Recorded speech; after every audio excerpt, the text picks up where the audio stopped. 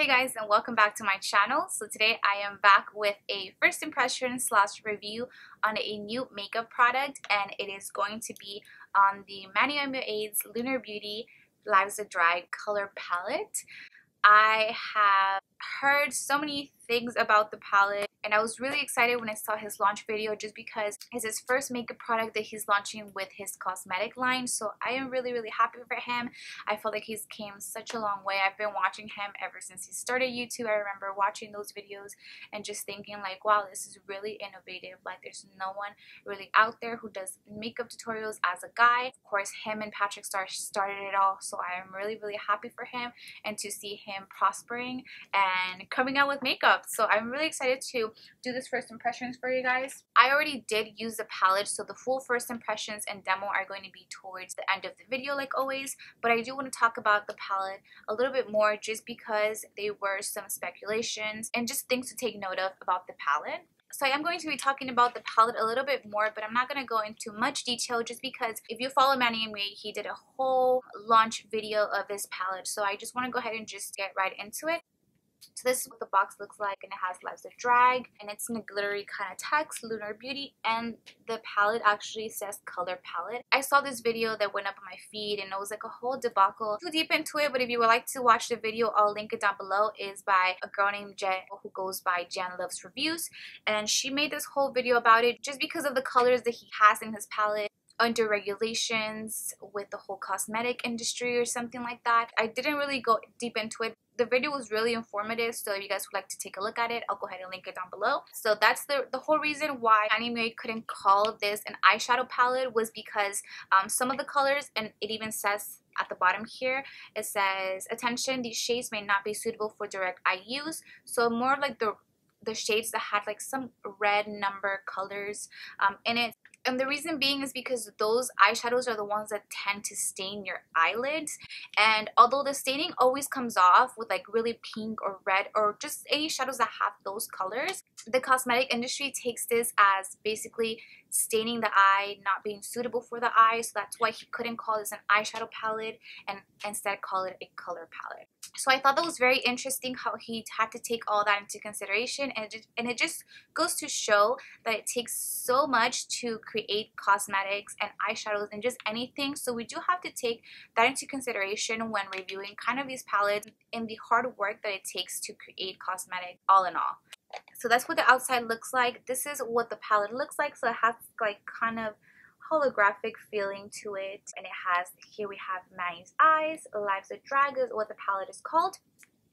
And then the inside, it does come with the protective plastic, as well as it comes with a mirror. On the mirror, it just says be a queen, and it just has the beautiful eyeshadow colors you guys can see. So he was saying that he considered all of these 8 shades kind of like the neutrally shades, and then the pops of color would be these 6 shades, which I really love that he incorporated both of those things, and that he incorporated the drag community into this as well, just because I really think this whole palette represents him and the LGBTQ community. So I was really happy to see all of this incorporated into it, and of course had to support. And it also comes with a dual-ended brush like this, and I have used it in my tutorial. I kind of go more in depth once I start applying the shadows, but that's basically what the palette looks like. I'm not going to do any swatches or anything because, like I said, Manny already has a whole video on it. So my first impressions is more on how the eyeshadows work on my face personally, because when you swatch shadows on your arms, it's completely different than how they work on the eyes. What he was talking about, which I think is really good about this palette, was that each eyeshadow is the same weight as MAC shadows, and you're getting 12 eyeshadows for just $45, which I don't know if I talked about it yet, but I feel like I talked about it in my demo. This palette is huge. It's a pretty massive palette, and I was not expecting it to be this big, as I know other people weren't either. So I think it's definitely a bang for your buck. So that's basically it for just kind of like my intro to the first impression slash review of this product. If you guys would like to see how it is that I got this look and just my first impressions on the product, then just go ahead and keep on watching. Okay, so I decided to do my eyeshadow before I do anything. I already did my eyebrows and I put some eyeshadow primer. I used the Wet n Wild one, and I set my eyelids with just this Almay cream eyeshadow. I'm already all done with that. I have my brushes ready to use, and we're going to dig into this bad boy. I have probably by now already talked about the palette in the intro of this video, so I'm just gonna not talk about it so much, but just give you guys my first impressions. So I do like the packaging of the actual palette. Also, I didn't think it was gonna be this big. Like, this palette is pretty massive if you ask me. I love the whole holographic look to it, and I do love that it was Manny actually on the cover of it. I just really like it so much. And then this is what the back looks like.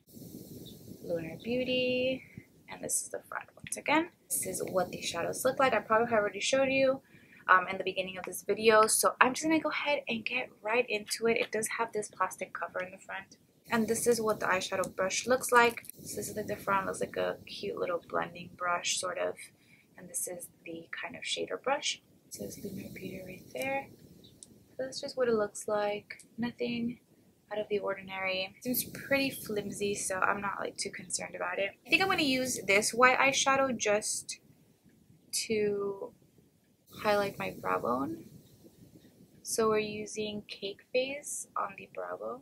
And now next, with the blending brush side of this, I'm just gonna go ahead and get Sickening and just try to work this on my crease. Yeah, so the brush is a little bit flimsy, so I probably won't use it for the whole tutorial. I'm gonna be bringing in more brushes, but it's pretty decent, I would say. Yeah, so as I'm using the product, I do see some kick up, but it's not too much. See, this is the color that I'm using, but it's not like going like all over the pan or anything. I think I'm pretty done with that brush. I wouldn't go to it, but I mean, I don't expect much from palette brushes. I'm gonna get my Sigma E40 and just get that color once again and just blend that out. And this is more of a fluffy brush, so this is gonna do the whole blending for me. I'm not gonna lie, I kind of do want to do kind of like a colorful look, and I feel like I should because I have so many colorful colors here. Yeah, so I'm really trying to get a good blend there, just so the next colors that I put on top don't come out like super patchy or anything. Next, I'm gonna be using Mug, the color Mug, and this color I'm going to be getting it on the Morphe N433, and then just really focus this on my crease. But I'm not gonna take it upward or anything.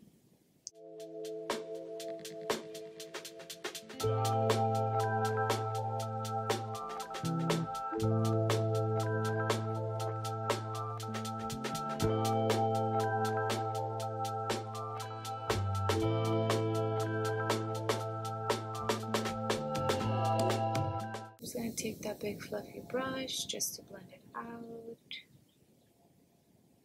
And I'm also just gonna get Hunty just to further blend this and make this kind of neutrally instead of really super orange.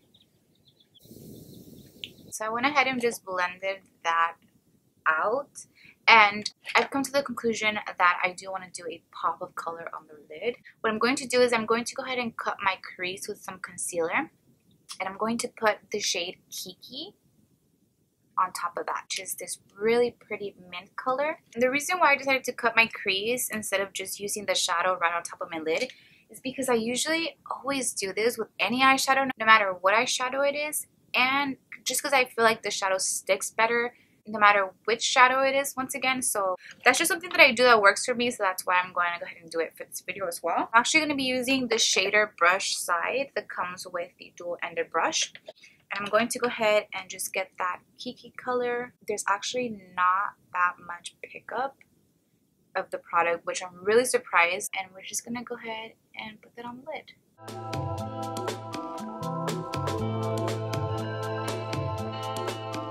And this looks good, but I think I'm just gonna go ahead and pat some more. I feel like the concealer obviously does make that shadow stick to it better, so I really do love this method. It looks actually really, really good. And once again, I'm not seeing too much of pickup of the product, which is really good. This is how it's looking like. The only thing is that next I'm going to go in with the Anastasia Beverly Hills A25 brush, and I'm going to dip into the shade Trade, which is kind of like the burgundy shade, and I'm going to use that for my outer corner.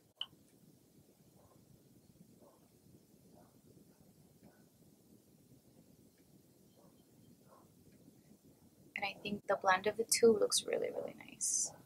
The mint and the burgundy color.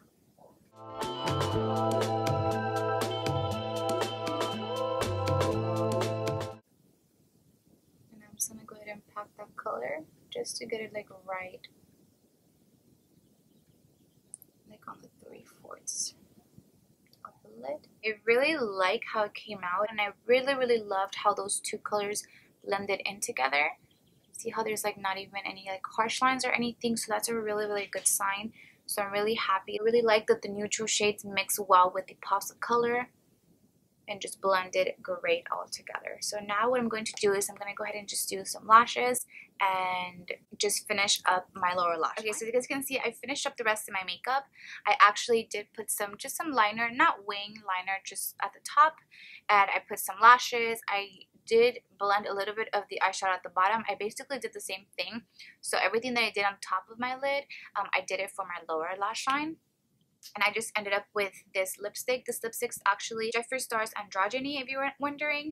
And that is basically it. I've got to say that for my final thoughts of this palette, I really do like the shadows. When I was using the shadows, although there was some pickup in the shadows, it wasn't a lot of it. I feel like that's really impressive, and not many brands can do that with their eyeshadows. I used 4 of the neutral shades to achieve this look, as well as just 1 pop of color. So I'm very excited to just incorporate more of these shadows into my daily routines just to see how the rest of them work out. But for the shadows that I personally used for this look, I really did enjoy how they all blended together and how there was no harsh lines. I would recommend this palette. That's basically it for this video. I really hope you guys enjoyed. Let me know if you have tried the palette. Do you have the palette? I felt like I had to get it just because it was Manny MUA's first launch from his cosmetic line, so I was really excited to get it, and I'm so glad that I actually do like it. Let me know if you're thinking of picking it up. Please don't forget to give this video a big thumbs up.